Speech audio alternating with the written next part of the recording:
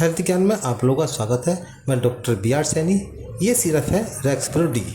रेक्सप्रो D syrup खांसी के लिए बहुत ही अच्छा काम करता है।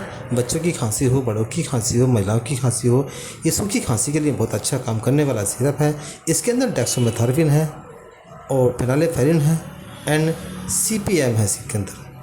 इसके अंदर दवाइयाँ हैं और ये 103 रुपये में आता है। साइनेटक वाइफ्रॉम इसकी कंपनी इसको बनाती है। तो भाइयों, इस सिरप को शुगर वाले पेशेंट भी आराम से पी सकते हैं, कोई दिक्कत नहीं होगी। तो एक बार लाइक करना, कमेंट करना और इसको पी के देखना भैया, तो बताना। थैंक यू, धन्यवाद।